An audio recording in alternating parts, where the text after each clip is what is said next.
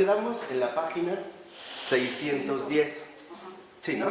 Sí. Y habíamos acabado ya la cita. Entonces nos faltaba el último párrafo que vale la pena nada más mencionar, donde hablaba de la compenetración entre las verdades cristianas y todos los demás ámbitos de la vida, que es, digamos, en lo que va a insistir este párrafo. Vimos que la relación que guarda la religión cristiana con todos los ámbitos de la vida no puede reducirse a una mera relación de tipo superficial, o bien a una mera relación superflua o ingenua, ¿no? Como decía Pavel Florensky, no basta con suponer que cualquier manifestación en el mundo está bien así y porque sí, sino más bien hay que espiritualizarlos desde el interior. Entonces va a decir en este sentido más o menos 4 renglones de que ha iniciado este párrafo. Dice el texto: la antinomia entre la fe y la vida, entre la fe y la cultura, lo mismo que la verdadera libertad espiritual, precisa encontrar su síntesis en una transfiguración por la verdad ontológica y personal. Es la dinámica de logos que vence al caos en el hombre y en el cosmos entero. Entonces, lo fundamental es que nosotros podamos precisamente vencer al caos en el cual nos vemos, pues, o en el cual nos vemos inmersos y también en el cual nos vemos nosotros expuestos. Aquí es donde entonces ahora Florensky va a hacer otras aportaciones acerca de sus convicciones con respecto al sentido de la cultura, ¿no? Y esto, digamos, sería en lo que nosotros nos vamos a detener en un primer momento, el sentido de la cultura.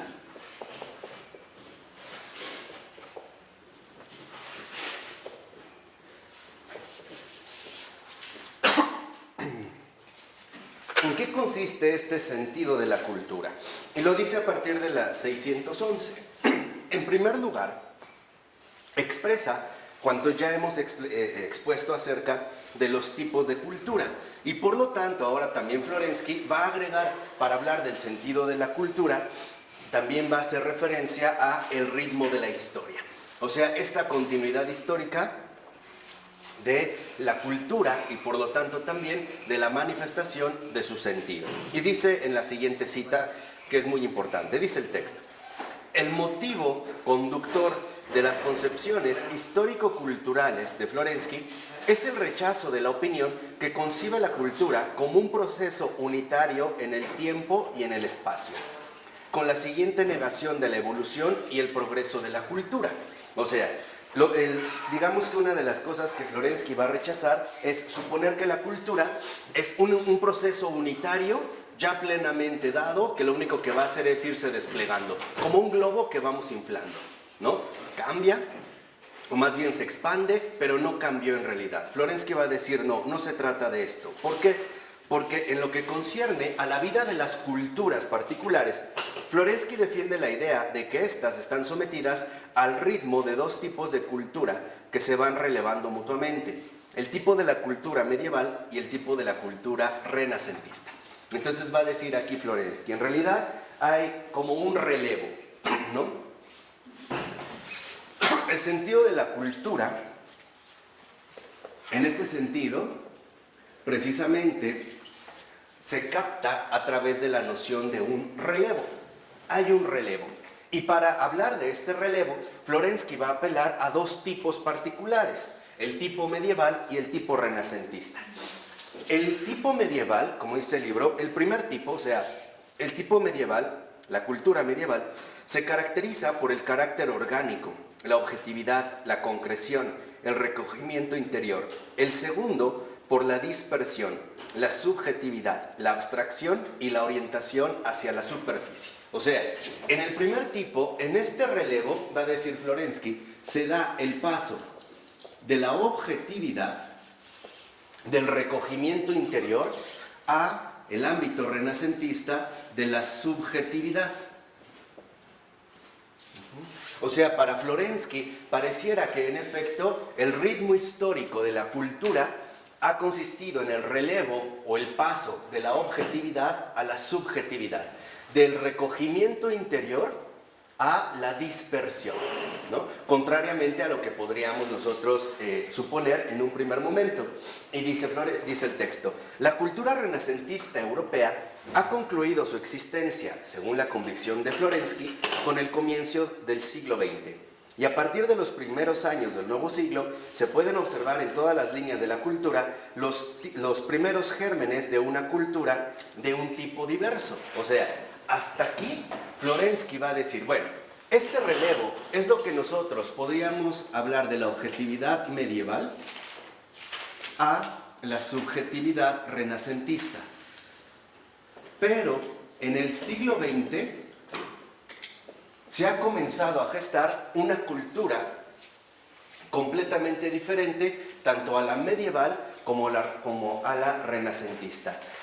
Y va a decir en este sentido Florensky, en la estructura de su propia concepción del mundo, descubre Florensky una correspondencia por su carácter interno con el estilo del medievo rusos de los siglos XIV al XV, pero ven nacer otros sistemas de pensamiento, y esto se contrapone a sus deseos, que corresponden de un modo más profundo a un retorno al medioevo. O sea, en el siglo XX va a decir Florensky, mientras que aquí podemos ver que en el transcurso histórico de la cultura se dio un relevo de la objetividad a la subjetividad, el siglo XX, de cierta manera, expone un determinado retorno.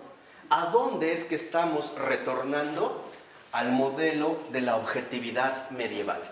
Y por lo tanto, también a esta perspectiva que nos conduce a profundizar en la realidad misma de las cosas. O sea, ya Florensky, con bastante anticipación, estaba viendo que en el siglo XX se estaba gestando lo que se ha dado a llamar, en términos de la historia de la filosofía, la disolución del sujeto. Y en efecto, en el siglo XX hay una clara tendencia a desmontar, por así decirlo, la subjetividad imperante.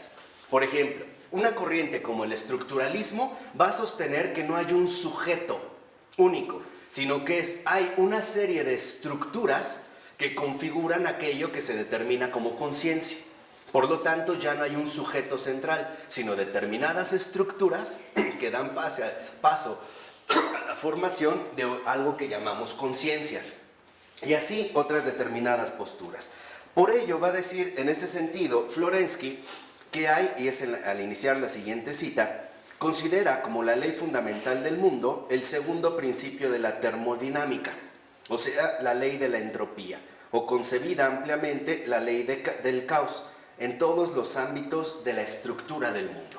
Entonces va a decir Florensky, si aquí tal parece que hay un giro a la recuperación de la objetividad, y en este sentido al tipo medieval que al parecer había sido dejado de lado por la cultura renacentista basada en la subjetividad, Florensky va a descubrir que en este mismo retorno al tipo medieval, a esta postura que busca rescatar la objetividad, se puede localizar la ley primordial que regula toda la estructura del mundo y que la asimila con la segunda ley de la termodinámica, la ley de la entropía.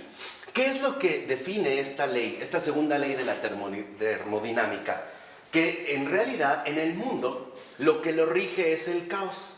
Por ejemplo, vamos a suponer, lo que considera esta ley es que si nosotros acabamos de construir una casa, por ejemplo, conforme pasa el tiempo, en la casa empieza a haber cada vez un mayor desorden.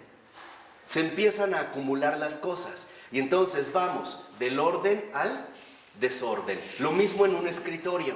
No sé si les ha ocurrido que cuando tienen un escritorio nuevo, aparentemente ordenado, conforme va pasando el tiempo, el escritorio se empieza a volver caótico, hasta que llega un momento en el que no encuentras lo que requieres, ¿no? Esto es lo que va a definir la ley de la entropía, o sea, la ley finalmente del caos.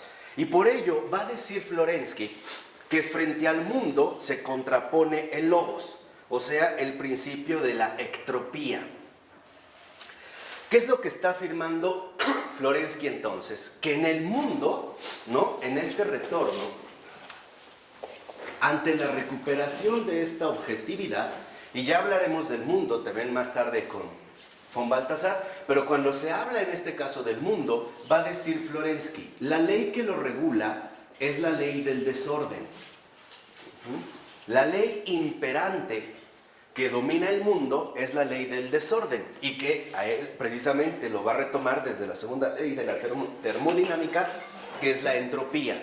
Por eso va a decir, el logos se contrapone al mundo porque el logos representa el orden del mundo. Mientras que en el mundo, mientras más pasa el tiempo, más uno cae en el desorden. En cambio, el logos lo que hace es volver a instaurar el orden primordial de todas las cosas. Entonces, el desorden del mundo significa el caos en el cual el mundo precisamente se va enredando. ¿Qué se va a oponer a este caos? El logos, o sea, Cristo. Mientras que la ley del mundo conduce en último término al desorden, la ley de Cristo más bien nos dirige precisamente hacia el orden. Dice a continuación, la cultura es la lucha consciente contra la nivelación universal. La cultura consiste en la acción de distinción y aislamiento, que pone como un freno al proceso de nivelación en el universo. O sea, ¿qué es, digamos, lo que, de acuerdo con Florensky, entonces, en la cultura se da? Se va a dar dentro de la cultura, y ese es el sentido profundo de la cultura, una distinción clara entre el desorden y el orden, o bien entre el mundo y Cristo. Y esto va a conducirnos, en último término, a que asumamos una determinada distinción y por lo tanto también un determinado aislamiento. ¿Por qué? Porque si nosotros decidimos seguir a Cristo, a Logos, que en este sentido constituye el verdadero orden de todas las cosas, entonces nos vamos a aislar del caos o del desorden del mundo. Y al revés, si nosotros decidimos seguir el mundo o el desorden del caos, nos vamos a aislar y nos vamos a distanciar del Logos Cristo que constituye este determinado orden. Y esto lo podemos ver, por ejemplo, a través precisamente de todas las formas que definen la vida humana. Cuando una persona decide no vivir según Cristo, lo único que le queda es vivir según el mundo. Cuando una persona decide, por ejemplo, no casarse según el orden de Cristo, se va a decidir a vivir según el orden ¿de qué? Del mundo. Y hoy lo vemos. Uniones libres, que son experimentaciones de las relaciones humanas, a ver si funciona, etcétera, etcétera, etcétera. Si uno no sigue o no se apega al orden que es Cristo, de Logos del mundo, la única opción que le queda es el caos o el desorden del mundo. Por ello en la 612, cuando inicia el párrafo, al término de la cita, más o menos como a la mitad, dice Florensky, la cultura, como ya testimonia la etimología, es un derivado del culto. Significa, por tanto, la regulación del conjunto del mundo sobre la base de las categorías del culto. Entonces, lo que aquí está mencionando Florensky es que este Logos Cristo, que es el verdadero orden, es también al mismo tiempo la raíz que regula la cultura del mundo. O sea, el culto del orden es la verdadera regulación cultural del mundo. Aquí Florensky se está dirigiendo a algo muy específico, pero que también para este mundo puede sonar verdaderamente radical. Y eso debido a las circunstancias de un mundo cada vez más deshumanizado. Florensky dice, el sentido de la cultura en su acontecer histórico solo lo podemos encontrar en el culto que nos revela el orden del Logos. O dicho de otra manera, para Florensky queda claro que el sentido de la cultura es Cristo y nada más Cristo. Porque fuera de Cristo, la cultura como ordenación del mundo se va a transformar en un verdadero desorden. Y en este sentido, en un verdadero extravío. Y si uno lo asimila o si uno lo piensa más a fondo, veremos que en efecto tiene razón. ¿Por qué? Por lo que hace rato mencionamos. Si uno no se decide a seguir el orden de Logos, uno entonces se va a pegar al desorden o el caos del mundo. Ahí es donde estarían, digamos, estas alternativas. Por eso va a decir a continuación Florensky, la fe determina el culto y el culto la comprensión del mundo, a partir de la cual resulta ulteriormente la cultura. Aquí, como en una breve síntesis, Florensky nos ha dado el esquema fundamental de la renovación cultural que hoy en día se espera. Primero, para que realmente esto logre constituir una realidad auténtica, necesitamos comenzar por la fe. Y por eso es que va a decir, en primer lugar, para Florensky, lo primero es la fe. La fe es lo que va a determinar el culto. O sea, de la fe determinamos el culto. ¿Por qué? Porque la vida de fe se supone que implica una fidelidad al orden o bien a la verdad del mundo. De tal manera que lo primero sería precisamente la fe. Después dice, pero el culto, en segundo lugar, a su vez, nos conduce a la comprensión del mundo.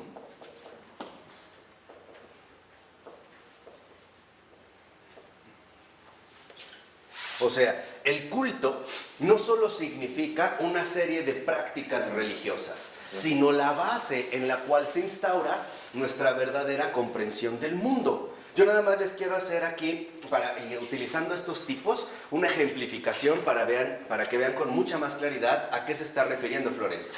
Primero, antiguamente, por ejemplo, en la Edad Media, la comprensión del mundo dependía del culto sustentado en una determinada fe. O sea, esta fe lo que indicaba es, el mundo ha sido creado. Y por lo tanto, había una clara conciencia de que el mundo no es autosuficiente, sino que en último término nos remite a un creador. Y por lo tanto, a pesar de las irregularidades, o sea, a pesar del caos que existe en el mundo y es real, el creador del mundo nos garantiza una esperanza. Este caos, llámese muerte, pecado, injusticia, etcétera, etcétera, etcétera, no tiene la última palabra, sino que el Creador garantiza el sentido del mundo entero. Por eso siempre hay esperanza dentro de esta comprensión del mundo. ¿Vamos bien? Pero, por ejemplo, al iniciar aquí, y sobre todo al partir, vamos a decirlo así, de la teoría de la relatividad, que fuera fundada teóricamente por Albert Einstein, resulta que ahora el mundo más bien es básicamente un caos. ¿Por qué? Porque ahora dentro de la comprensión del mundo que manejamos, lo que parece predominar es lo siguiente. Nuestra galaxia no es la única existente, sino que a su vez forma parte de un conjunto de galaxias que giran en torno a un centro de gravedad común que las reúne, pero que a su vez forman grupos de galaxias que giran en torno a otro, y entonces básicamente todo es un caos. Y esa es la comprensión del mundo que hoy impera. ¿Qué quiere decir? Que mientras anteriormente, por ejemplo, en la Edad Media, se tenía una clara objetividad de que el caos del mundo no es lo definitivo, sino que hay algo más importante que es el orden principal. Por eso les vuelvo a insistir, al rato que hablemos de von Balthasar es muy importante que quede esto claro, ya desde aquí, para que vean cómo se manejan en una misma línea. O sea, el caos no es ni lo primero ni lo último. Lo primero y lo último es el ¿qué? El orden. O sea, lo primero no es el mundo, lo primero es el logos.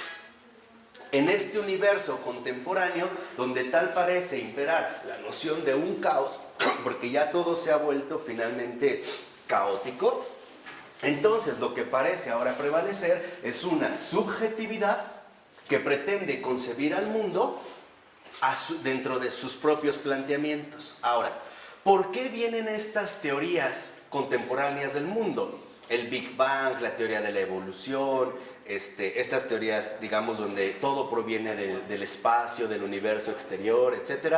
¿De dónde es que brotan?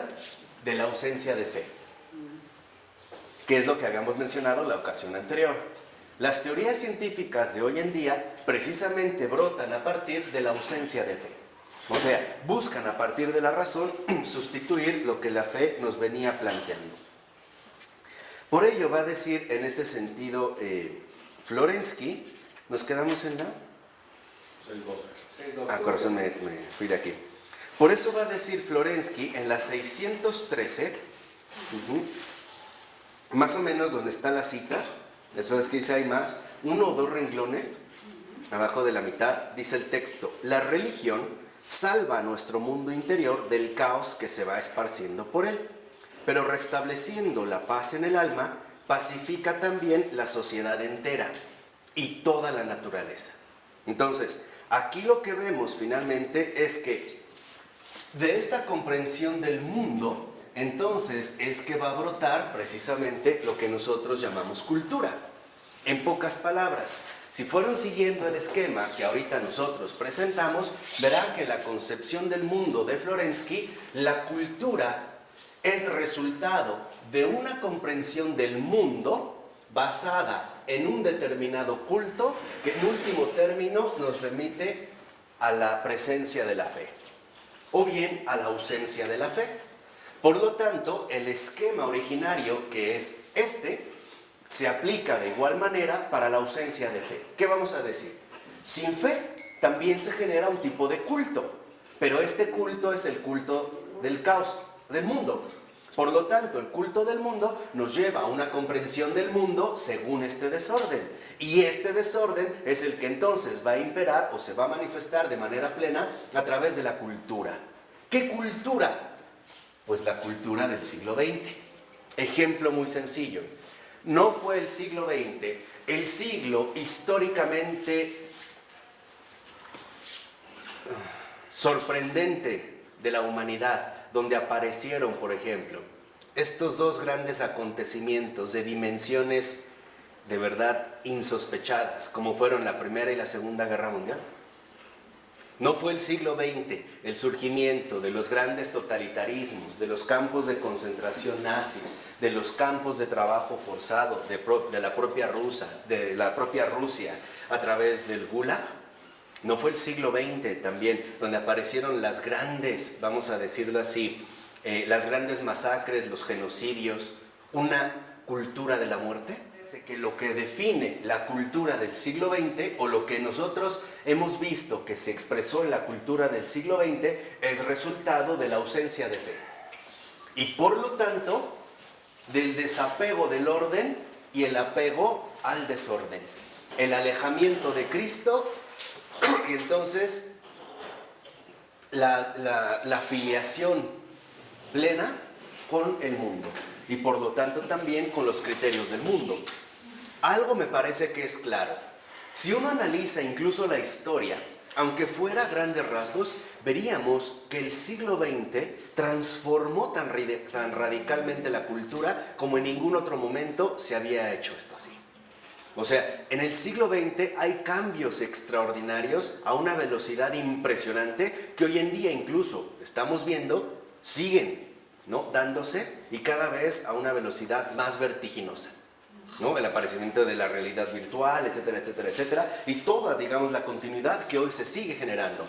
¿Ha habido cosas buenas? Claro que ha habido cosas buenas, pero en realidad, y algo que es un hecho, es que de fondo lo que predomina en la cultura del siglo XX es la ausencia de fe, y por lo tanto no pareciera que no hay un orden en nuestra cultura contemporánea, sino que más bien lo que predomina es el ¿qué?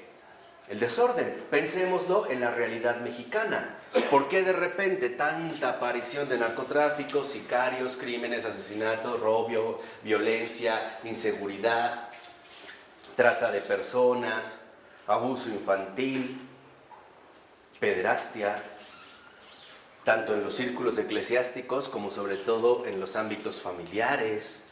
Robos, fraudes, porque va a decir Florensky, lo que hoy en día vivimos como cultura proviene de una comprensión del mundo cuyo culto está basado en la ausencia de fe. Por eso, para Florensky, la única verdadera renovación de la cultura proviene de la recuperación de la fe en Cristo, que es el orden verdadero del mundo y por lo tanto la base del culto vivido en el mundo.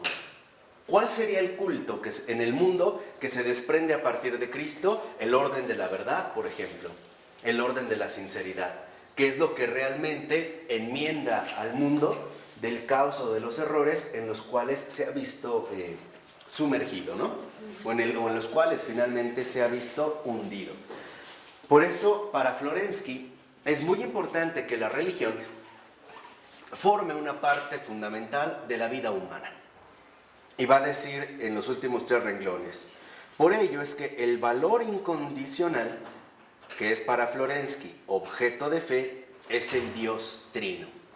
Y aquí es donde también Florensky da un paso más y en efecto es más radical. ¿Por qué? Porque este culto no se trata de que sea asumido a partir de cualquier postura religiosa. ¿Cómo decir, bueno, entonces yo me voy a inventar una pseudo postura religiosa o voy a inventar mi propia religión y entonces ya decir que tengo una determinada religión y que por lo tanto estoy en orden? Va a decir, no, en realidad el verdadero culto, que es la comprensión del mundo, proviene del Dios Trino, que es la única verdad viva y auténtica. Entonces, para Florensky queda claro que las supuestas sustituciones religiosas que el mundo hoy en día está promoviendo, y por eso es que se maneja tanto el pluralismo, lo único que hacen es desviarnos del verdadero centro del culto y por lo tanto de la verdadera raíz profunda de la cultura, que es la fe en el Dios uno y trino. No sé si esto queda claro. ¿Qué es lo que hemos visto en el acontecer contemporáneo? ¿Cuántas posturas religiosas o supuestamente religiosas no han aparecido durante el siglo XX? Sectas, movimientos supuestamente espirituales, etcétera, etcétera, etcétera, con este pluralismo donde dicen, bueno, cada postura religiosa está bien, al fin creemos en lo mismo, que hay un Dios y listo. Pero no es suficiente, porque por ejemplo ya un escritor como Franz Werfel se había dado cuenta, y eso fue lo que le costó como entrar en un conflicto serio con sus contemporáneos, es que las religiones falsas que han brotado en el siglo XX son precisamente uno de los peligros mayores para el desarrollo de la cultura. ¿Por qué? Porque todas las religiones falsas que se alejan del Dios, aquí lo vamos a poner todavía uno, trino o unitrino, ¿no? Por utilizar este término más de Florensky, todas las falsas religiones que han surgido en el siglo XX y que hoy en día siguen apareciendo, lo único que hacen es distorsionar más todavía el orden del mundo y llevarnos finalmente a un profundo desorden y por lo tanto a la aparición cada vez más marcada del caos. Creo que en Estados Unidos recientemente, en un año, se habían registrado como 500 sectas. O sea, nada más por mencionar un solo caso o una sola opción. Entonces, ya Florensky era muy consciente, lo mismo que en su momento Franz Werfel, que estas supuestas apariciones religiosas lo único que hacen es fomentar más el desorden, aunque bajo la máscara o el maquillaje de una supuesta piedad, de una vida religiosa, ¿no? Por ejemplo, el hecho de suponer que, bueno, no tengo por qué ir a la iglesia, es más, que no tengo por qué ir a ningún templo, porque Dios está en todas partes y yo me puedo comunicar con Él donde yo quiera, cuando yo quiera y listo. Y en todas las variantes que a lo mejor esto traerá consigo.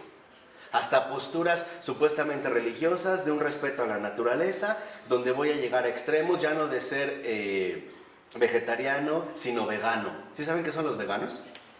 ¿No? Los veganos actuales son los que ya ni siquiera son vegetarianos, porque no comen ningún tipo de derivado animal, porque eso involucraría algún tipo de sufrimiento de los animales. Entonces ellos no van a contribuir al sufrimiento de animales. Nada de miel, porque la producción de miel se da a través de una explotación de las abejas que las estresa, ¿no? Y les produce un cierto tipo de sufrimiento. No huevo, no carnes, no leches, no lácteos, nada. O sea, todo lo que de cierta manera se dé a un nivel enteramente natural. Verduras, frutas y listo. O sea, hasta llegar, digamos, a estas posturas extremas. Y en el siguiente párrafo va a decir, por eso Florensky, que desde la cima trinitaria suprema del culto, desde la vida del Dios Trino, desciende el cultivo del mundo. Y esto es muy importante. Para Florensky, este sentido de la cultura que ahorita hemos estado comentando, nos debe de hacer ver lo siguiente. Uno, o primero,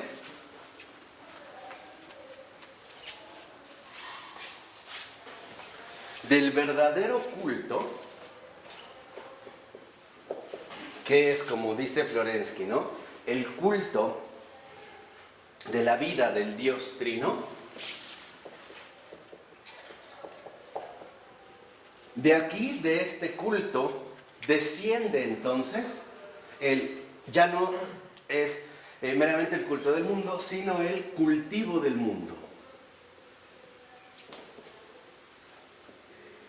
En el sentido literal, un cultivo, o sea, lo que nosotros aquí en este sentido hemos llamado cultura. El verdadero cultivo del mundo, tal y como se cultiva un sembradío, se trabaja, se prepara la tierra, se escoge la buena semilla, se le riega, se le planta a su momento, a su tiempo, etc. El verdadero cultivo del mundo solo puede ser real si proviene del culto vivo al Dios Trino. De otra manera, no estamos cultivando el mundo, más bien lo estamos descultivando. O sea, no estaríamos dirigiendo el mundo hacia la verdad, sino que lo estaríamos desviando continuamente hacia el error, o desviándolo del camino que nos conduce a la verdad y por lo tanto también que nos dirige o nos lleva plenamente a la vida. Y que sabemos que no es cualquier vida, sino la vida eterna, o sea, la vida misma de Dios. ¿Vamos bien? ¿O no? ¿Sí? Entonces va a decir Florensky, bueno, este cultivo del mundo es lo que va a decir precisamente que es, digamos, uno de los aspectos fundamentales del cristianismo. Así como la escalera de Jacob, Jesucristo es esta escalera que desciende desde Dios mismo hasta el mundo para cultivarlo. Y al revés, es el que logra, o a través de quien se logra, que todo lo que está presente en el mundo se reintegre a la vida del Dios Trino. Y por lo tanto, se le rinda un verdadero ¿qué? Culto. Entonces, en este sentido, y de acuerdo con Florensky, Jesucristo es lo que une al culto con la cultura, a Dios con el mundo. El culto auténtico al Dios Trino con el cultivo del mundo auténtico, donde se glorifica a este Dios. Y al revés, el que hace que lo que está presente en el mundo se transfigure a la luz de la verdad en un culto auténtico a Dios Trino. ¿Y esto qué es lo que va a implicar? Cualquier manifestación de la vida humana, de todos los aspectos humanos, y no solo humanos, también el cultivo de todas las manifestaciones, por ejemplo, que están presentes en la propia creación. Un ejemplo, el cuidado a la naturaleza. A la luz de la verdad, a la luz del culto del Dios Trino, ¿de qué dependería este cuidado de la naturaleza? Como hoy en día lo vemos, ¿no? A la luz de este esquema, para llevar a cabo un auténtico cultivo del mundo, o sea, el verdadero sentido de la cultura, que se eleva o se purifica hasta el núcleo mismo del culto al Dios Trino, o sea, la vida de Dios, ¿en qué consistiría el cuidado a la naturaleza? En el amor. ¿De qué manera? En el amor como con respeto. Ok, con respeto. Lo necesario y cultivar lo que es. Y con un propósito fundamental, o sea, para el mayor bien del hombre y su salvación. Y con todo lo que esto implica, no para su destrucción. Un ejemplo sencillo, a lo mejor se pudieron haber hecho experimentos muy importantes en cuestiones atómicas, o sea, en la disposición de los átomos, para elaborar algunos aparatos que pudieran ayudar a la salud humana, no para una destrucción masiva como ocurrió en Nagasaki o Hiroshima. Ese no era el propósito. Lo mismo pasa en la naturaleza, o sea, no se trata, por ejemplo, de considerar que si piso una planta, entonces estoy cometiendo casi un ecocidio. No se trata de esto, se trata de entender cuál es el sentido profundo que hay en la naturaleza, porque la naturaleza está al servicio del hombre, ha sido puesta en las manos del hombre, pero reconociendo que la naturaleza está a su servicio, sí, pero para un servicio bueno, para un servicio en este sentido adecuado. En este sentido podríamos decir constructivo y no destructivo. Entre otras muchas cosas. Por eso va a decir a continuación unos renglones abajo. La actividad humana buscará transfigurar el mundo, comunicarle la gracia de Cristo. El sentido último que dará a las realia la consistencia interna de las realiora, salvándolas de su última dispersión en el espacio y en el tiempo, la muerte. O sea, si como vimos aquí, en el mundo impera precisamente el desorden, el caos y la muerte, el cultivo del mundo consiste en transmitirle al mundo la gracia de Cristo.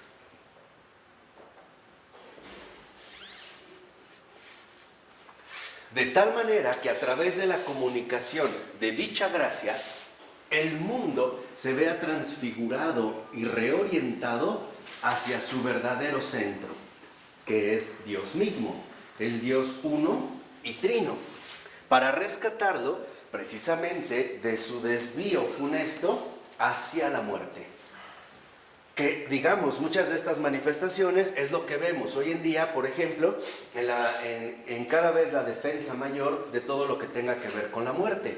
Eutanasia disfrazada de mil y un maneras, el aborto, la propaganda o el fomento de que el divorcio es mejor que el matrimonio, el abandono de los hijos, la irresponsabilidad, el crimen, el asesinato, la deshonestidad, las uniones libres, la sexualidad desenfrenada y completamente desordenada. O sea, hoy en día creo que nosotros sí percibimos que en el mundo pareciera que cada vez más impera el caos y el desorden.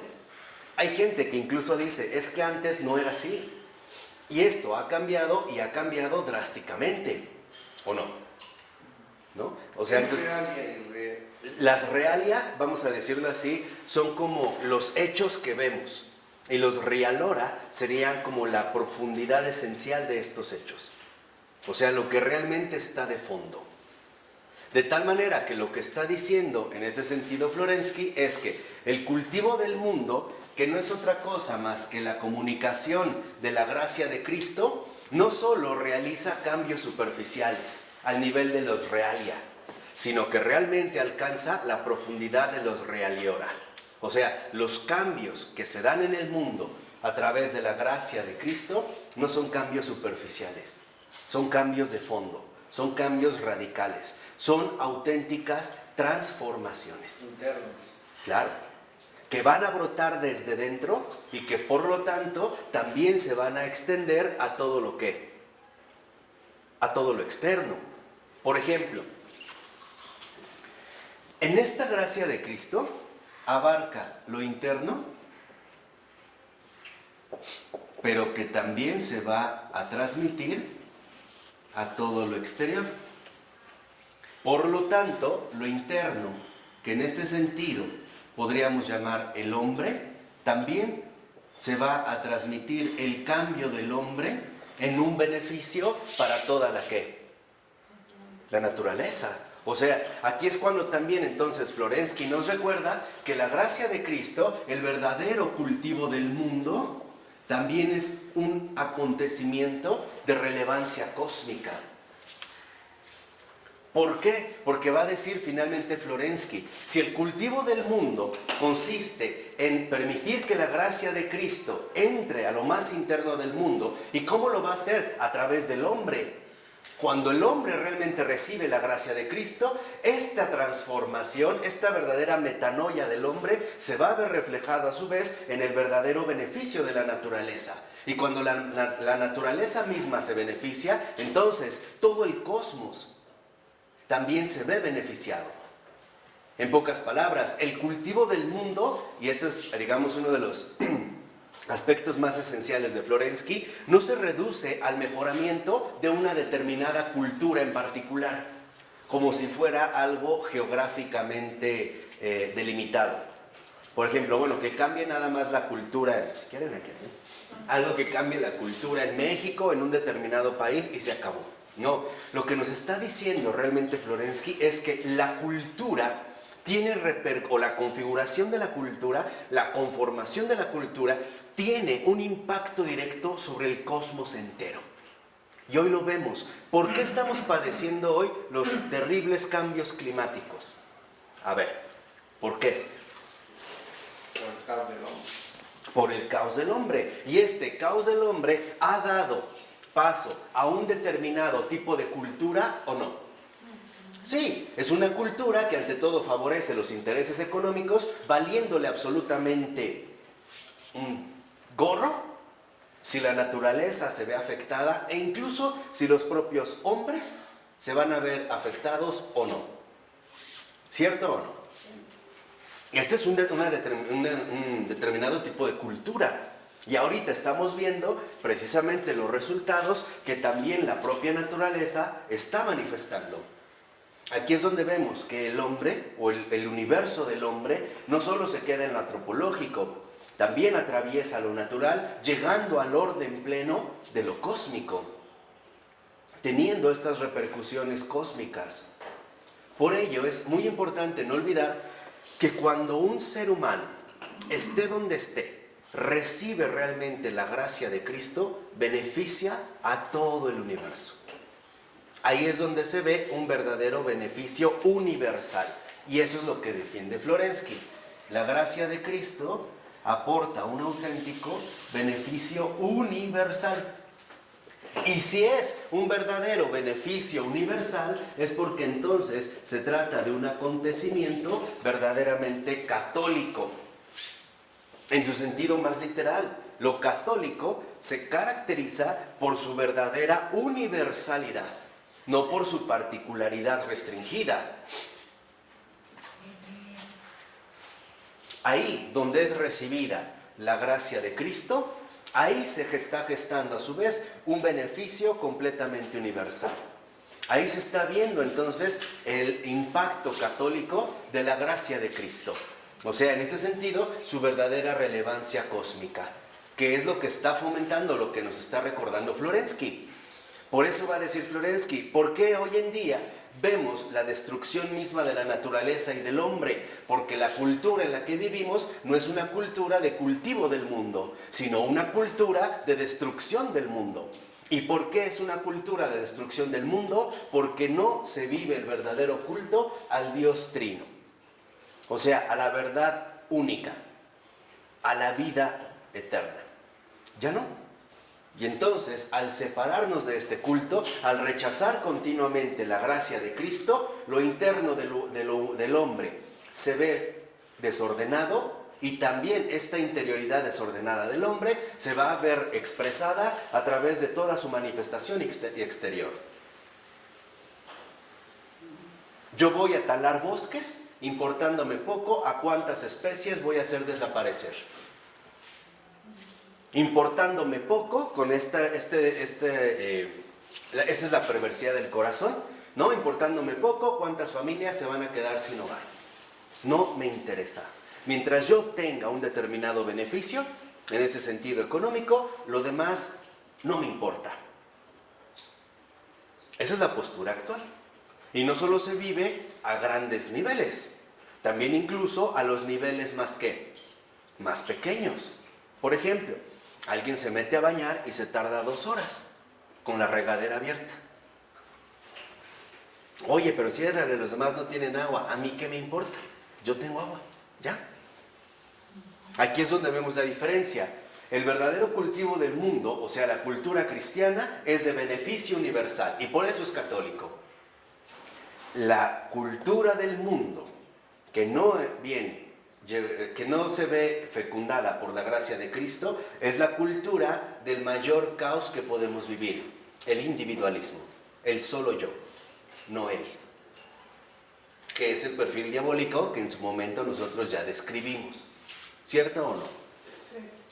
Hoy, ¿por qué hay personas que incluso están dispuestas a matar a otra por una cierta cantidad de dinero? Llamémosle 5,000 pesos. Pues porque voy a recibir mi dinero, ¿no? Yo me voy a ver beneficiado, se tenga que morir quien se tenga que morir. Esa es mi postura. Y entonces, al ir asumiendo cada vez una postura más individualista, en efecto vemos como la cultura que hoy vivimos es una cultura en la cual, tal parece, brilla por su ausencia la gracia de Cristo. Entonces vivimos un mundo del desorden, un mundo del caos, al grado que hay lugares en el mundo donde la inseguridad se ha llegado a un extremo impresionante. ¿Por qué también en esta cultura, por ejemplo, es el primer momento en la historia del mundo donde el suicidio está ya ocupando la segunda posición en las estadísticas a nivel global de la muerte humana? Cuando en la Edad Media el suicidio ni siquiera se daba. ¿Por qué ahora sí? ¿Por qué cada vez más se da, por ejemplo, la prostitución infantil?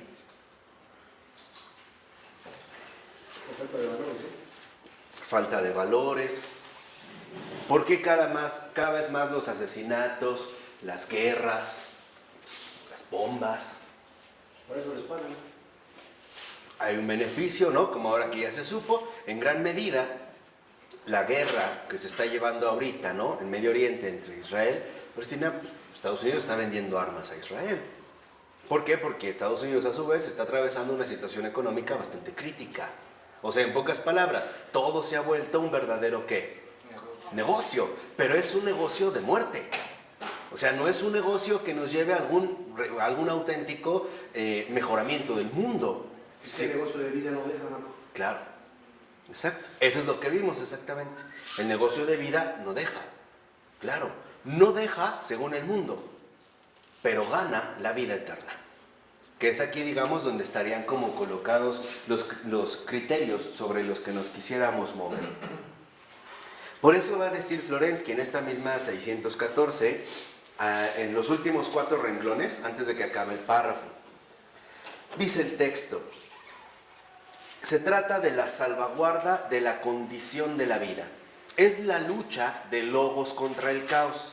Y su último fruto es el milagro de la libertad espiritual, la espiritualización de la libertad, que anticipará la resurrección universal del mundo. Entonces, aquí es donde ya vemos 2 rasgos principales. Primera, el que realmente es cristiano forma parte de la cultura de la gracia de Cristo y por lo tanto fomenta el cultivo del mundo. Pero esto no va a ser gratuito. Esto lo va a poner en una guerra contra el propio caos del mundo. El mundo simple y sencillamente no lo va a aceptar, pero ni de chiste. Y Jesús nos dijo: si a ustedes los persiguen y los rechazan, no se preocupen. Acuérdense que primero me rechazó a mí. Entonces, el cristiano en el mundo va a tener un combate. Va a luchar. ¿Quién va a ser en este sentido su enemigo? El caos, la mentira, el error, la muerte y todo lo que de ahí se desprenda. Ahí hay que entender entonces que estamos precisamente en un combate. Pero, a su vez, el verdadero, digamos, la verdadera manifestación de este beneficio universal católico es la anticipación figurada, la anticipación vislumbrada de la verdadera resurrección del mundo entero, o sea, la vida nueva. En pocas palabras, una de las cosas centrales que hace el cristiano del mundo es dar testimonio de una vida nueva que el mundo no conoce, que el mundo de hecho desconoce por completo. Nos abre las puertas a una realidad insospechada, pero profundamente extraordinaria. Pero esa vida nueva no comienza aquí. No, ya. Por eso, debe de comenzar aquí, debemos de conocerla aquí. Ese es el cultivo del mundo. Por eso no es algo que se plantee para un futuro como inseguro, ¿no? De incertidumbre, no. Es un acontecimiento concreto que ya se empieza a realizar aquí y ahora. Es decir, en el mundo. No hay que morirse para eso. Donde se empieza a realizar precisamente en el mundo. Dicho sea de paso, este es uno de las aportaciones extraordinarias de la Fundación San Juan, la Comunidad San Juan, que fundaran Adrien von Speyer y Hans Urs von Balthasar. La Comunidad San Juan tiene la peculiaridad, sobre todo, de ir dirigida a laicos que se consagran, ¿no?, a Cristo, pero siguen llevando su vida en el mundo. O sea, pueden ser químicos, científicos, filósofos, literatos, etc. Pero lo que se busca ahí es que precisamente uno se note o uno perciba que la gracia de Cristo no está exenta de ningún ámbito del mundo, sino más bien representaba la posibilidad de llegar a la raíz misma del mundo. Porque acuérdense que ya hubo un momento en el cual parecía quedar definido que solo la gracia de Cristo se recibía al interior de un ámbito particular, eclesiástico, la iglesia o lo que sea, y que fuera era como el mundo del pecado, la perdición, la basura, lo horrendo, lo impuro, cosa que en realidad no es así. Por eso les decía, Comunidad San Juan tiene esta luz extraordinaria, llevar a Jesucristo a los rincones más profundos de la vida en el mundo, o sea, de las formas de vida que en el mundo se dan, y que no es precisamente un proyecto, vamos a decirlo así, ni insólito ni tan novedoso. San Francisco de Sales, él escribió sobre todo mucho más para laicos. La introducción a la vida devota no es más que una obra que busca demostrar lo siguiente: la vivencia de Cristo se puede vivir en cualquier estado y condición de vida. Rico, pobre, soltero, casado, divorciado, lo que quieras, asiático, norteamericano, no importa. ¿Por qué? Porque Cristo es el verdadero culto del mundo. Esté donde esté y se dé donde se dé. Por eso, para Francisco de Sales, era muy importante que el alma hacia la cual se dirigen sus enseñanzas se llame Filotea. Este nombre de Filotea, en su sentido etimológico, viene de filos, que es amor, y theos, que es Dios. O sea, ¿a quién le escribe San Francisco de Sales? Y ahí se ve su catolicidad. ¿A quién le escribe? ¿A determinados clérigos? No. ¿Solo a sacerdotes? No. ¿A monjes? No. ¿A solamente bautizados? No. De preferencia, como católico sacerdote, como obispo de hecho, pero no le escribe a ellos. Le escribe al alma enamorada de Dios. Esa es, digamos, su verdadera corresponsal. Le escribe al alma enamorada de Dios. Esa es la Filotea.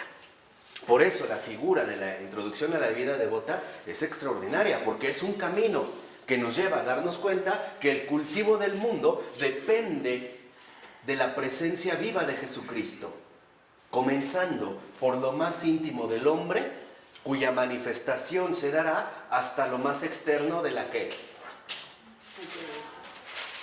naturaleza.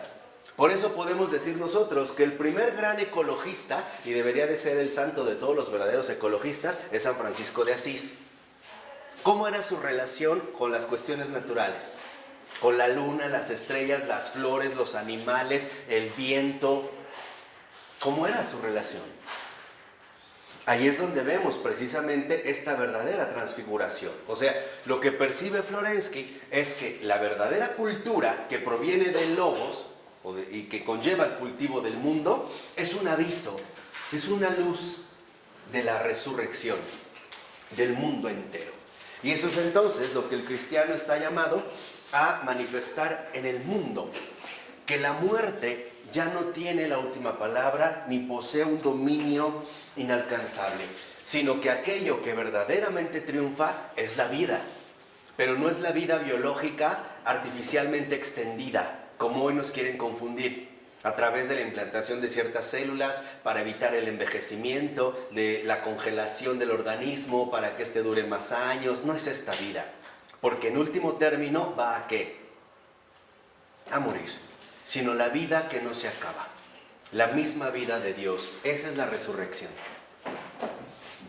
La resurrección es precisamente la vida divina, la misma vida divina, donde aquí nosotros podemos ya entrever a través del cultivo del mundo, o sea, del verdadero culto al Dios uno y trino, la vida divina que ya se empieza a manifestar aquí. Por eso fíjense en este sentido, a partir del tercer renglón, dice el texto: en una carta a su hijo Kirill, desde el caos del lager en Solovki, o sea, de las cartas que Pavel escribe a sus hijos desde ya la prisión, escribe el padre Pavel: la vida me recuerda a una delgada candela que arde en medio de una violenta tempestad. Fíjense la figura que utiliza. Una vela delgada que está ardiendo en medio de una tremenda tempestad, una violenta tempestad. Y dice, es más maravilloso el hecho de que no se apague de pronto que el hecho de que a pesar de todo no siempre se extinga.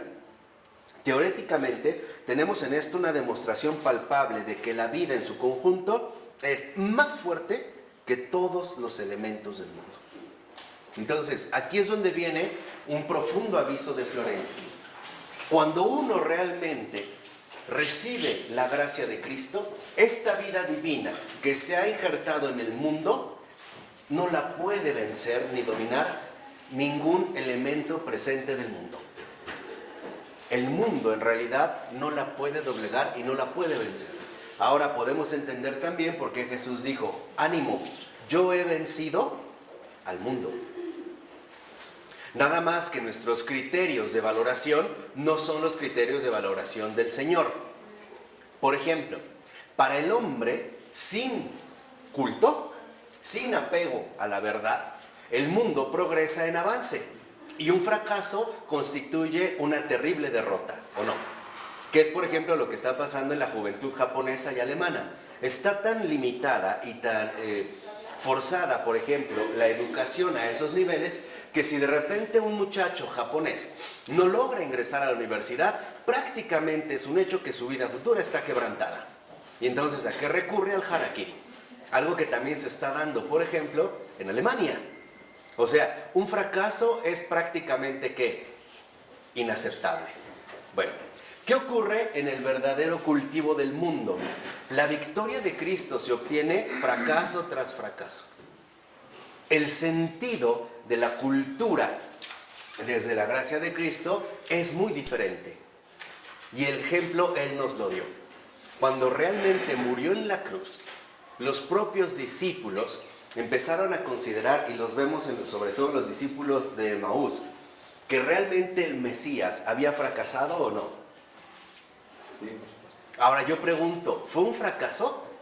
Sí, no, sí fue un fracaso. Para ellos sí. ¿Históricamente fue un fracaso? Sí. Sí, pero no solo fue un fracaso. Había algo de por medio. La vida divina que se iba a manifestar en último término justo en la resurrección. Así que nuestros criterios precisamente son muy diferentes. El fracaso para el cristiano no es más que la victoria de la gracia de Cristo. No siempre vamos a ir en línea recta. A veces, en verdad, pareciera que se van a presentar tremendos fracasos. Y eso es lo que creo, y esto ojalá sea un mensaje y llegue a sus destinatarios, de todas aquellas órdenes religiosas que se van como extinguiendo y que a veces caen en el desánimo de que no hay vocaciones y entonces como que de nada sirvió lo que en un momento se fue dando. No, es que no depende del éxito. No es el éxito lo que realmente garantiza la presencia de la gracia de Cristo. Es la transformación cósmica que eso va a traer consigo. Y en último término, esto no lo podemos ni ver ni calcular. ¿Sí? La victoria cristiana es la victoria final. Hasta ahí podremos decir triunfamos. Mientras no. Mientras lo único que podemos decir con sinceridad es hice todo lo que pude. No, tal vez de verdad no hice lo que debía, pero me cae que hice todo lo que pude. No cumplí con mi deber, pero no escatimé esfuerzos. Eso sí es lo que podemos decir. La victoria final vendrá hasta el final. Es decir, hasta que se manifieste el sentido auténtico del mundo entero. O sea, la culminación de la historia y de la cultura. ¿De acuerdo? Por eso va a decir Florensky la 615 en la cita. La vida del mundo no es una corriente rectilínea y continua, sino que da saltos. Es un cambio ininterrumpido. No es progresivo. No es la vida del mundo, va a decir Florensky, no es lineal y sobre todo no es progresiva, de más a menos, sino que da saltos. Dice, es continuamente interrumpida. Contrariamente a la imagen que nos quería transmitir el positivismo del siglo XIX, de que el mundo va en progreso, en una línea continua, sin interrupciones, va a decir Florensky, eso es mentira, porque la vida en el mundo es discontinua. De hecho, conlleva muchísimas interrupciones, no es lineal. ¿Por qué? Va a decir Florensky, al lado de la ley de la conservación de la energía está la ley de la degradación de la energía, su deterioro, la ley de la entropía, la ley de la disipación, de la dispersión, que explicamos hace un momento. Y dice después, dice otra redacción, el ejemplo de la energía física, la disminución de la cantidad de la materia. El mundo va hacia la muerte y no evoluciona. Fíjense aquí la agudeza de la observación de Florensky. La teoría de la evolución pareciera proponernos que en efecto el mundo entero va como en un avance, ¿no? Cuando en realidad dice Florensky, el mundo no evoluciona, porque siempre se ve interrumpido por la muerte. Y en este sentido, en la teoría evolutiva, la especie nunca vive, solo sobrevive, ¿o no? Se esfuerza por lograr la supervivencia, pero no vive. Siempre está en riesgo de sucumbir ante el más fuerte. Y ese es el criterio donde supuestamente se mueve la teoría evolutiva. ¿De acuerdo? Pero va a decir Florensky. Y junto a esto revela una ley que está por encima de la física. La acumulación espiritual, la reunión de energía, la lucha de la vida contra la muerte. Entonces, mientras hay en efecto, como menciona aquí Florensky, una degradación de la energía, también hay una conservación de la energía, o sea, la verdadera dimensión espiritual.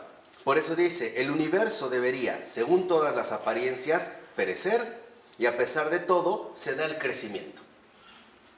O sea, si uno es realmente consciente con lo que ocurre en el mundo, lo primero que deberíamos de concluir es que todo debería acabar en la muerte, y no tendría ningún sentido que volviera a surgir algo de nuevo. Ya no. Si en realidad en la evolución es un criterio de avance, la evolución no puede superar su propia barrera, la muerte y la extinción. Sería tanto como decir, ¿para qué volver a empezar si al final vamos a terminar qué? Muriendo. Por eso va a decir Florensky, hay algo más profundo que lo que vemos a primera vista en el mundo. Hay algo más profundo que sostiene, hay un ímpetu, hay una fuerza interna que es más fuerte que la muerte que vemos precisamente en el mundo. Por eso dice, existen fuerzas por encima de la física que actúan en este sentido. Son las fuerzas de nuestro organismo, o la fuerza suprema, que conduce el universo a pesar de la tendencia a la muerte. Y la luz brilla en las tinieblas, y las tinieblas no la cogen. La tiniebla actúa agresivamente contra la luz. O sea, en realidad, si uno analizara bien el universo, veríamos que incluso dentro de la propia teoría evolutiva no tendría sentido seguirse esforzando en la mera supervivencia. Porque nunca se logra superar el mismo estado de supervivencia. En este sentido, la lucha de los fuertes contra ¿qué? Los débiles. Pero por muy fuertes que sean, ¿qué les pasa? Mueren, ¿no? Decaen. Y entonces, a tratar de que, bueno, el otro me releve. Venga el otro, pero el otro también, a final de cuentas, ¿qué le va a pasar? Va a morir. O sea, si uno se quedara con esta mera visión del universo, lo que diríamos es muy sencillo. El universo no tiene sentido. Es como tratar de alargar una agonía insoportable, ¿no? La supervivencia.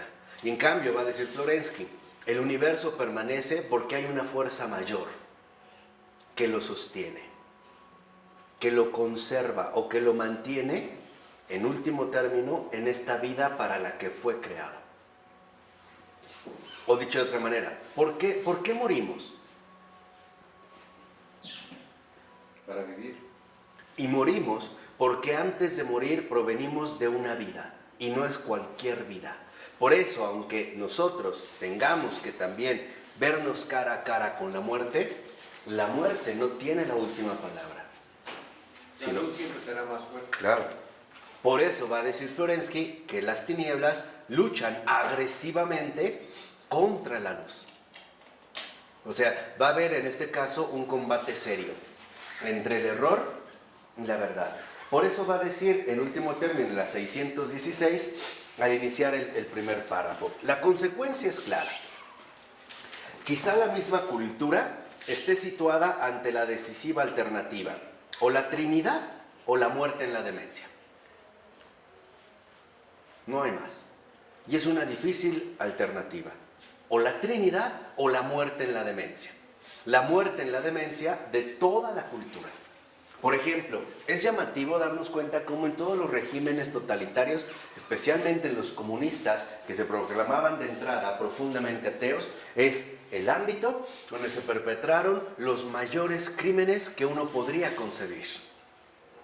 Ahí se ve esta demencia brutal, ¿no? Esta cultura de una muerte brutal. Por ejemplo, en Rusia, durante el Gulag y todas las persecuciones religiosas, la confiscación de conventos, de monasterios, sobre todo en los bosques, etc.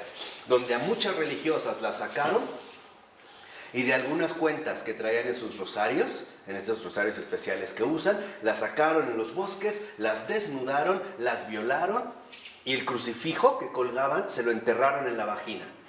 Y las bolas, las cuentas de los rosarios, se los enterraron en las sienes a martillazos.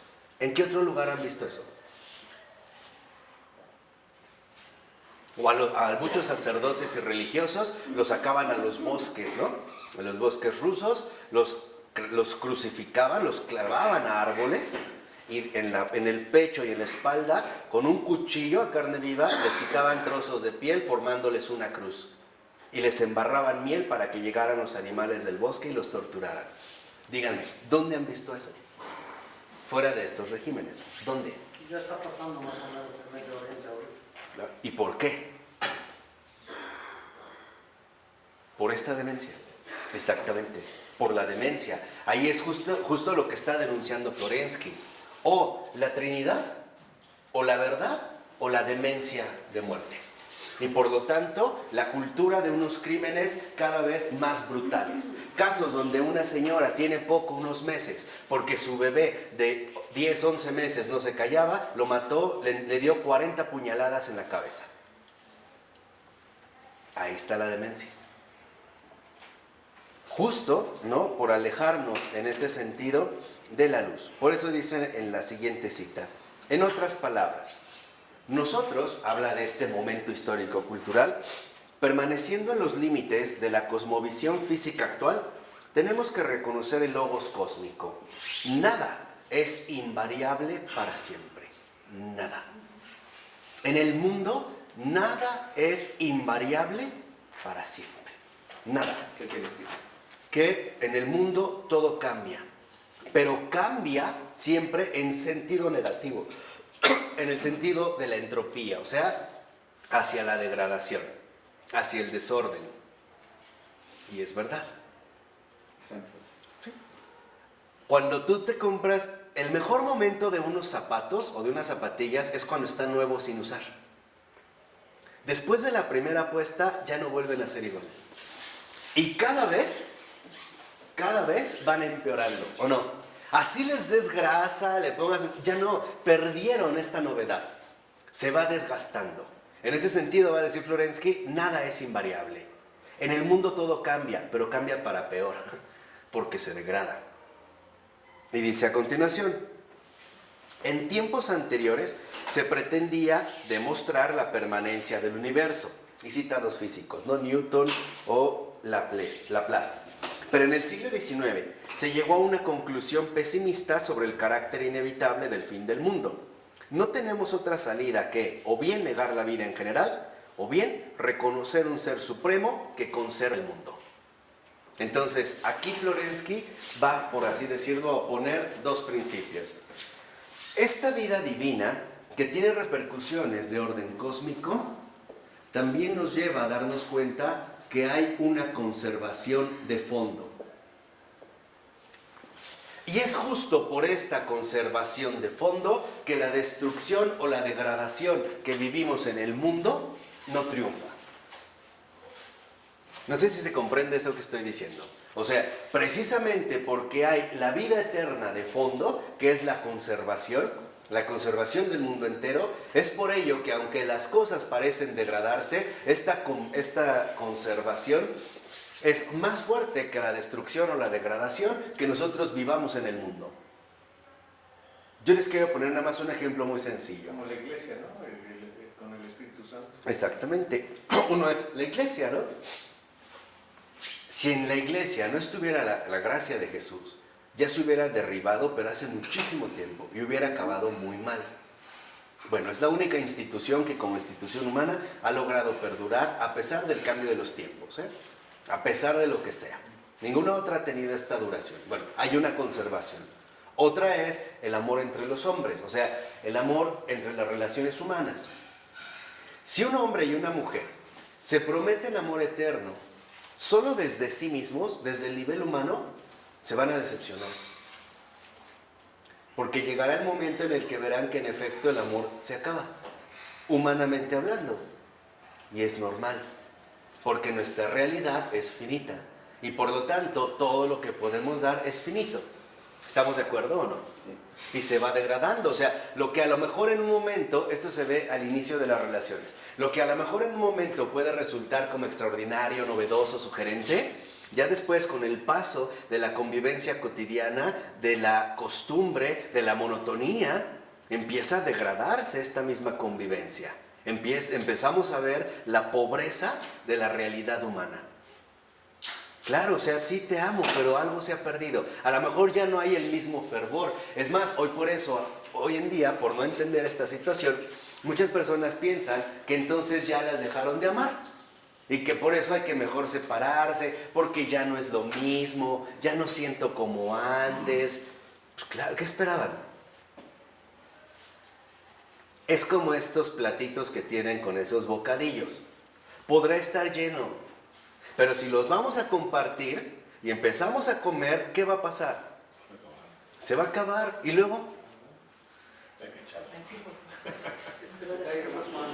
No, por ejemplo, bueno, ok, sí, se le va a echar más. Bueno, ¿y luego? También, en algún momento ya no hay. La pregunta es, ¿quién entonces nos va a llenar? Dios. Por eso es que esta conservación de fondo no es más que la presencia invencible de Dios.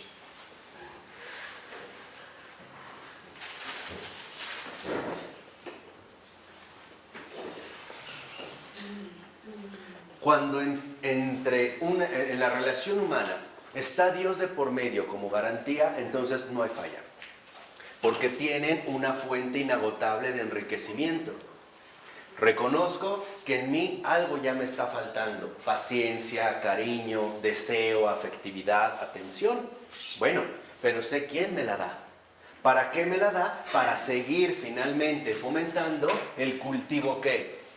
Del mundo. ¿Dónde se va a vivir el cultivo del mundo? En los matrimonios, en las profesiones que se llevan a cabo, en las decisiones humanas que tomamos, en el ámbito educativo, en el ámbito político, en la realidad económica. Ahí es donde se va a ver precisamente este cultivo del mundo. Pero como el hombre se ha declarado un ser autosuficiente, hemos visto la carencia grave que en realidad manifiesta tarde o temprano. Habrá un límite. Tú puedes amar locamente a una persona. Va a pasar. Esa locura inicial va a ¿qué? A pasar. Se va a acabar. Por eso decía Florensky, o la Trinidad o la muerte en la demencia. Dice a continuación, de este modo necesitamos reconocer la idea de la creación. ¿Se acuerdan que al principio hablamos de estos dos tipos, ¿no? Esta diferencia entre lo medieval y lo renacentista. O sea, reconocer nuevamente, recordar en ese sentido, que el mundo no es algo ni autocreado por sí mismo, sino que es una creación. O sea, recuperar nuevamente la objetividad medieval de comprensión del mundo. El mundo es una creación, pero no es una creación que viene de la nada, de una gran explosión o Big Bang, de un fenómeno cósmico raro de explotación de no sé qué tantos gases, y entonces después se fueron formando las galaxias, las estrellas, los componentes y agua y no sé qué tanta tontería. No, es una creación que en último término, para entender el sentido profundo del mundo, tenemos que reconocer la presencia fundamental del creador del mundo, que es justamente la postura en ese sentido objetiva. Y dice, la ciencia de un futuro no lejano partirá enteramente de la idea de la creación y de las fuerzas sobrenaturales que penetran todo y lo hacen todo viviente. O sea, en este sentido ya hasta es como profético de Florensky. Lo que está diciendo es lo que hemos visto en los últimos tiempos. La ciencia que él vislumbraba como una ciencia del futuro, que ahora es la ciencia de nuestros días, está nuevamente recuperando la presencia de lo religioso. ¿Sí? Reconociendo que el mundo físico no es lo único que realmente existe. Hay otra dimensión que la física no capta, pero que no por ello deja de tener presencia, incluso en este propio mundo físico. O sea, es verdad lo que hoy en día está ocurriendo. Hay, bien o mal, un retorno a la religiosidad humana. Lo espiritual. Como dice la física cuántica, todo eso que van buscando por todo. ¿Sí? En dimensiones distintas que la física simple y sencillamente ya es incapaz de explicar, pero que se reconoce que existen de una manera no física, sino en este caso de una manera metafísica. Y ese es también el gran esfuerzo que nosotros estamos tratando de hacer, darnos cuenta que la base del auténtico ser humano no es la física, es la metafísica. Esa es la base, que no rechaza la física, pero simple y sencillamente pone las cosas en orden. Un ejemplo bien básico. ¿Qué es más importante para casarse con una persona? ¿El físico o la dimensión metafísica de la persona? Los dos. Pero más importante. La metafísica. Por eso, en orden, lo más importante es lo que no veo. Por ejemplo, ¿qué no veo? Fíjense, de una manera inmediata. ¿Cómo realmente es la persona? Eso no lo veo. Solo veo cómo se comporta conmigo bajo ciertas circunstancias. Pero a lo mejor llegando a su casa es un ser completamente distinto, ¿no? A lo mejor conmigo es muy amable. En su casa es otra cosa. Eso no lo veo. Y si yo me dejo nada más llevar por lo físico, estoy asumiendo un criterio equivocado, a menos de que la tenga como objeto de aparador, ¿no? Como un maniquí. Ven, te uso, te necesito y te encierro otra vez bajo llave y ya, ¿no? Si esa es, digamos, la línea a la que estamos siguiendo. Por eso va a decir en la 617, el logos que vence al caos, la luz que vence a la tiniebla, es por tanto el telos de la creación. ¿Qué significa telos? La finalidad, el fin último de la creación, la entelequia del mundo, o sea, el fin hacia el cual se dirige. Y su victoria resplandece en el santo. Entonces, por decirlo así, el mundo tiene sentido solo porque desde el principio Dios ha garantizado su conservación. ¿Y por qué lo ha conservado? No para que se quede así, sino para llegar a su culminación. Entonces, debemos de entender el mundo como un proceso de conservación de fondo o inicial, el mundo primero, primigenio, hasta su culminación final.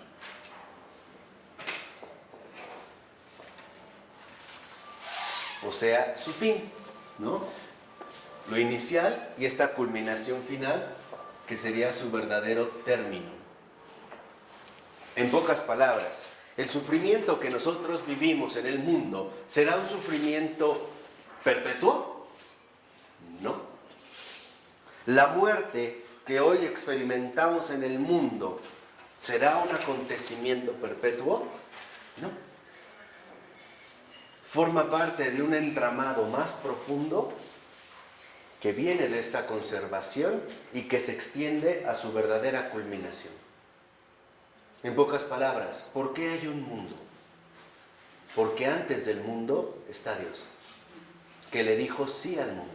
De hecho, y eso lo iremos viendo ya un poco con Baltasar al rato, por eso decía la noción del mundo, antes de que el mundo fuera creado, y escuchen bien, antes de que el mundo fuera creado, el Hijo ya había aceptado redimirlo. Voy a tratar de ponerles un ejemplo. Es como si el Padre, antes de la creación del mundo, le dijera al Hijo, mira, te tengo este proyecto, pero puede pasar esto. Puede venir el pecado, la rebelión de los ángeles, todo esto.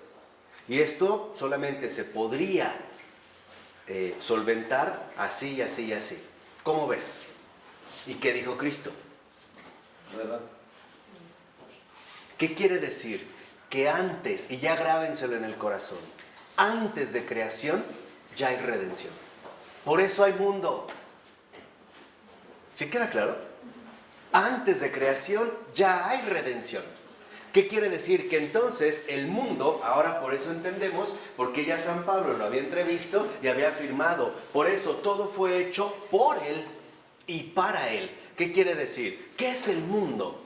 El escenario de la redención. Antes de que el mundo fuera creado, el Hijo de Dios, Dios mismo, ya había aceptado redimirlo. Por eso, cuando no contemplamos esto en su verdadera hondura, empezamos a caer en errores bastante estériles como, entonces, a ver, si Dios sabía que iba a haber pecado, entonces, ¿por qué lo creó? ¿Por qué lo permitió? A ver, ¿qué acaso somos sus títeres, sus juguetes, que entonces nos pone a prueba, o qué? O sea, porque piensa que la creación es algo accidental, que se le salió de control, y entonces el Hijo, la redención, se lo sacó de la manga. No. En pocas palabras, ¿por qué hay mal en el mundo? Que eso es lo que luego les altera mucho, no sé por qué. Pero ¿por qué hay mal en el mundo? Para que haya bien. No. Falta de No, ese sería un maniqueísmo.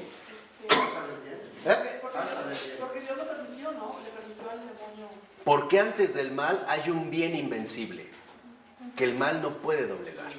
Por eso hay mal. No, o sea, no es para que haya bien en el mundo. No es como que el bien necesita el mal para mostrar que es bueno. Eso quien lo dijo y en su momento lo vamos a ver. Yo creo que vamos a cambiar ya más adelante la dinámica un poco de las sesiones, porque el Señor ya les pide más, les exige más. Así que váyanse preparando, den su tiempo. Pero de aquí, por ejemplo, uno quien lo dijo así fue John Milton, en su libro El Paraíso Perdido. Lo que él propone es que en realidad el demonio no es más que la obra de Dios para mostrarnos que es bueno.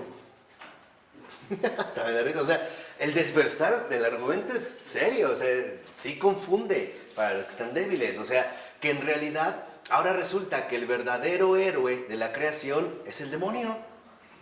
¿Por qué? Porque a través del demonio Dios puede mostrar que es bueno. Entonces, si no hubiera demonio, Dios sería un impotente, no sería bueno.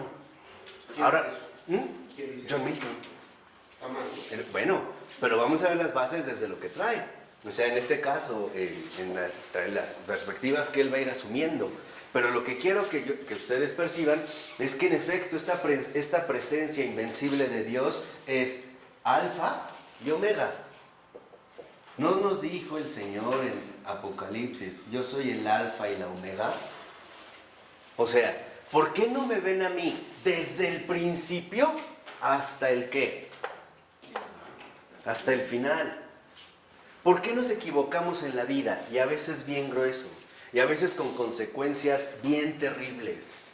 ¿Por qué nos equivocamos en la vida? Porque salimos de Dios. Porque desde el principio Dios va a garantizar este trayecto. Pero entre el principio y el final se va a vivir un drama. ¿Cuál es el drama? La evasión. La evasión, el rechazo, la omisión, la postergación, La vida es el drama. la posibilidad latente de decirle a Dios, no quiero tu ayuda. Te doy la espalda, te rechazo. No te acepto. O como le dijo Judas Iscariote, lejos de mí lo que estás pensando. ¿Se acuerdan? En el Evangelio cuando le va a lavar los pies. ¿Por qué? Y ahí es otros aspectos ya para ir quitando como más errores. Porque muchos dicen, no, entonces pobre Judas, como salió, ¿no? El Evangelio apócrifo de Judas, ahora resulta que Judas es el bueno. O sea, Jesús es el mentiroso. Y al que el propio Jesús le llamó traidor, no, entonces ahora Jesús es mentiroso y el bueno es Judas. Se echó la culpa para que finalmente Jesús apareciera como el gran redentor. Pura idiotez. Pero ¿de dónde lo extraen? Jesús ya llevaba más de un año, y ustedes lo pueden ver en Ana Catalina Emmerich, esta beata extraordinaria, la versión de Cristo, por ejemplo, y en algunos otros relatos que tiene, llevaba más de un año diciéndole a Judas, no lo hagas. No lo hagas. No. Judas evadiendo. En el último momento que él se puede acercar con él, es el momento del lavatorio de los pies. Recordarán que todavía está Judas. ¿Quién le dice no lo hagas? A Judas. Jesús. Llevaba ya un año, un poco más de un año, diciéndole, conversión, no te dejes llevar por tus propios criterios, por tus ideas, la cuestión del dinero, del poder, no confundas. Y en el último momento, justo cuando le lava los pies, se dirige a él de manera espiritual a su corazón y le dice, Judas, arrepiéntete. Y Judas le dice, lejos de mí lo que estás pensando. Y dice Ana Catalina Emmerich, en la cruz, el dolor más fuerte que padeció Jesús fue el de Judas. O sea, ahí lo podemos ver, digamos, ya como para ir entendiendo muchas cosas que de repente nos perturban porque no alcanzamos una verdadera dimensión católica. Dijimos, este beneficio universal católico que va desde el inicio, desde lo primero, lo inicial, lo fundamental, antes de, hasta el omega, lo final.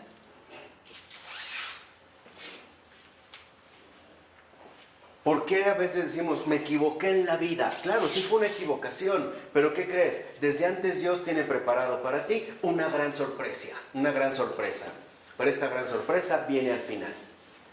¿La aceptas o no la aceptas? ¿Dejas que ahora Dios muestre sus infinitas posibilidades de salvación o no? Hay mucha gente que en este drama se pierde básicamente por dos razones. Primera, por orgullo. El orgullo de no reconocer que la verdad sí se equivocó, pero que Dios es bueno y puede hacer maravillas. ¿No nos dijo, para Dios nada es imposible? ¿O no? Y el orgullo de no aceptar que pues sí me equivoqué. Pero bueno, Dios tiene la última palabra. Esto todavía puede cambiar. Es más, así yo me haya equivocado toda mi vida, Dios tiene la bondad y la omnipotencia reales para transformar todo esto en un gran bien. Y no solo para mí y mi familia, para el mundo entero. ¿De qué manera? Pues solo Dios sabe. Yo no podría determinar en ese sentido los caminos que Él va a ir proponiendo. Pero el orgullo dice no. Y entonces se ahogan en su culpa. Y la segunda, que es la peor, la desconfianza en la misericordia divina. Esa es la más triste, la más diabólica de las tentaciones. La desesperación en la misericordia divina. El decir, por ejemplo, no tengo perdón de Dios. Esa es la mayor de todas. Es de hipocresía. O sea, no hay otra peor que la desesperación de la misericordia divina. ¿Por qué? Porque desesperar de la misericordia divina es negarle a Él su realidad divina. Es tanto como decir, tú no eres Dios y ni tú puedes salvarme. Ni tú eres capaz de salvarme. Y esto es terrible. Exacto. O sea, anularlo por completo como lo que es. Negarme la salvación, legándosela a Él su realidad en este sentido de Salvador. ¿De acuerdo? Entonces, aquí vimos esta conservación de fondo inicial que se dirige, por tanto, a la culminación final. Aquí es donde entonces nosotros podemos darnos cuenta de algo extraordinario. A ver, entonces un suicidio ¿es un fracaso? ¿Un suicidio? Sí, es un fracaso. No, Sí. no. Es un camino diferente, ¿no? Claro, ni aquí. ¿Por qué? Porque lo vimos. No depende de lo que ocurre en el mundo, sino más bien de esta vida divina que tiene una conservación profunda en la propia permanencia del mundo. El mundo solo tiene una permanencia, pero esta permanencia no es definitiva, es una permanencia transitoria. Es así que el Señor nos ha hablado del fin del mundo. no es un fracaso. ¿En qué sentido? En que a pesar, hay dos maneras. Una es haber vivido de tal manera que me condujo al suicidio y entonces, no haber sido partícipe de los planes extraordinarios que Dios tenía. Pero ojo, no haber sido partícipe. No estoy diciendo haber anulado esos planes que Dios tenía. Pero es pecado, ¿no? Eso es un fracaso. Pero, ¿qué les dije al principio? La victoria del Señor a veces también se va dando fracaso tras ¿qué? Tras fracaso. Estás matando, así. Aquí es, digamos, donde entra la verdadera fe, el verdadero acto de fe. Una persona que se suicida, en realidad, es porque vivió de tal manera que no alcanzó a voltear su rostro hacia lo final. Pero no por ello está divinamente desamparado. Y muchas veces no alcanzó a voltear su rostro porque nadie le indicó el camino. Sí, por eso fracasó por no haber mirado al final. Sí, pero es que este mirar al final no es algo que depende de cada persona. Es algo que tiene que llegar a través de los demás. Y lo dijimos. Por eso veremos, yo una vez se los dije y es en serio y se los vuelvo a repetir y ojalá lo mediten. Cuando estemos delante del Señor, cada uno de nosotros vamos a dar cuentas de muchas personas que ni siquiera vimos en la vida. Y estábamos llamadas a dirigir del rostro hacia el Señor. Y esto es en serio, no crean que es una broma. ¿No una problema de que suicidios? No, los que estaban... Exactamente. Pero este abandono de los hombres lo compensa Dios con su presencia invencible. De tal manera que aún este final trágico, porque es una verdadera tragedia, al final Dios nos tendrá preparada una enorme sorpresa. No sé si me explico. Ya no se queda al mero nivel del mundo. Ya no estamos, por así decirlo, en la verdadera, en la dimensión histórica del mundo, sino que estamos en el verdadero culto al Dios Trino. Y lo que nosotros sabemos, el mayor culto que podemos brindarle al Dios Trino es: Dios es amor. Lo mismo que planteaba el Señor ya, por ejemplo, desde el Antiguo Testamento. ¿Qué quiero? ¿La muerte del pecador o que se convierta y viva? Desde los profetas luego le decían: oye, ¿por qué este vive tan mal, es de lo peor? ¿Y por qué no lo exterminas? Y el Señor decía: sus caminos, vuestros caminos no son mis caminos. Yo le doy tiempo al malvado para que se convierta. Porque lo que yo quiero es que se convierta y ¿qué? Y viva. Y esto para nosotros no es fácil de asimilar. No es fácil de asimilar si no estamos realmente dentro de este mismo ¿qué? Culto. O sea, la vida y la persona misma de Jesucristo. Porque Jesucristo viene por todos los pecadores. Viene a dar la vida por todos. No solo por algunos. No solo por este que va a responder. No, la viene a dar por todos. Incluso por aquellos que ni siquiera quieren aceptar esta vida. Aquí es cuando yo, precisamente a lo que los quería dirigir, es a que nuestra verdadera contemplación, porque esa es la vida de fe, siempre esté firme en la presencia invencible de Dios, desde lo primero hasta lo que. Por eso la iglesia dice: de nadie podemos asegurar que está condenado, humanamente hablando. ¿Sabemos que hay condenados? Sí. ¿De quiénes sí tenemos certeza? El demonio y pandilla, esos sí ya no tienen opción. No nos toca a nosotros. No, al contrario, a nosotros nos toca más bien pedir, suplicar, porque la misericordia de Dios nos sorprenda a todos, porque queremos estar todos con el Señor. Además, ¿por qué realmente queremos la salvación de las almas? Muy fácil, porque Dios las ama. Y si nosotros amamos a Dios, queremos que Dios esté contento, ¿o no? La posibilidad abierta de todos aquellos que quieran seguirnos, que es en lo que ha insistido el Señor. Por ejemplo, el reino de los cielos es parecido a un campo, y vendrán los ángeles, separarán, ¿no?, el trigo de la cizaña, y la cizaña le meterán al fuego. ¿Quién es la cizaña? Todos aquellos que fomentan e invitan a los demás al mal. Morir es ser llamado a la presencia del Señor. ¿Qué quiere decir? Que incluso ya la muerte está al servicio del Señor. No hay esto de que murió y quedó por ahí penando en el mundo. Eso no es cierto. Eso no es más que engaño del mal espíritu. las almas no andan sueltas, porque toda alma en cuanto muere es porque ha sido llamada a la presencia del Señor. Y ese es su primer juicio, el que podemos llamar el juicio particular. El juicio particular es el ver mi vida a la luz de la verdad. Ahora, yo les pregunto, si se trata de contemplar mi vida a la luz de la verdad, ¿puedo engañarme? Incluso el alma misma podrá reconocer su condenación. Ahí no hay para dónde moverte. Pero si es a la luz de la verdad, ¿no podrá también reconocer la posibilidad de invocar la misericordia divina? Pero es que entonces puedes hacer todo el daño que quieras y dices perdón y ya no pasó nada.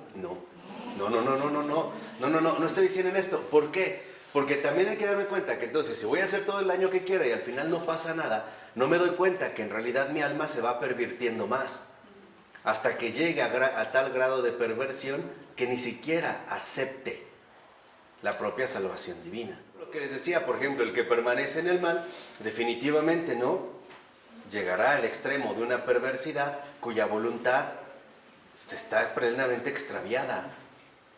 Un ejemplo muy sencillo, una vez me decían, ¿y por qué Dios no perdona al demonio? Porque el demonio no quiere ese perdón de Dios. Dios no es el mal, no es que Él no quiera, Dios no odia a nadie. Es el demonio el que ya no quiere, su voluntad es un no total, un no a Dios. Acuérdense, el eco del infierno es 3, no es 3, soy yo. Ya no quiere, o sea, ya es una voluntad totalmente corrompida, es la corrupción absoluta. Ya ni siquiera él mismo tiene la posibilidad de decir, quiero arrepentirme, ya no. Lo mismo pasa con la degradación humana. ¿Hacia dónde? Lo vimos ya con Florensky, acuérdense. ¿Hacia dónde nos dirige el pecado? Pues al infierno. A un parentesco con toda la dimensión infernal, incluso hasta la perversión radical de la propia voluntad humana. Del decir simple y sencillamente, no quiero. Ya, mi voluntad es un no total. Esta es la gravedad que precisamente, ¿no?, incurre o a la que se expone el pecador. Porque hay un momento en el que el pecador ya ni quiere salir del pecado mismo. Ya no quiere. O sea, para él ya así va a morir. Hay personas que dicen, bueno, pues yo ya estoy aquí y así me voy a morir y me vale. Oye, pero puede haber un cambio de vida. No quiero, o sea, ya no quiero. Aquí yo me quedo y se acabó. Esos son los que no tienen salvación. No sabemos. O sea, estamos hablando del efecto concreto del alma humana. ¿Y qué puedes hacer? ¿Se puede hacer algo por alguien así? Claro, orar. Por eso nunca nos debemos cansar de orar. Porque el orar no es ver resultados. El orar es realmente invocar la confianza plena en la bondad de Dios. Eso es orar. Por eso a nosotros no nos toca, vamos a decirlo así, exigir ver cambios de inmediato o cambios visibles según nuestras propias expectativas. Híjole, es que yo oré 20 años por la conversión de mi marido y murió y no se convirtió. Entonces ya valió. ¿No? ¿Por qué?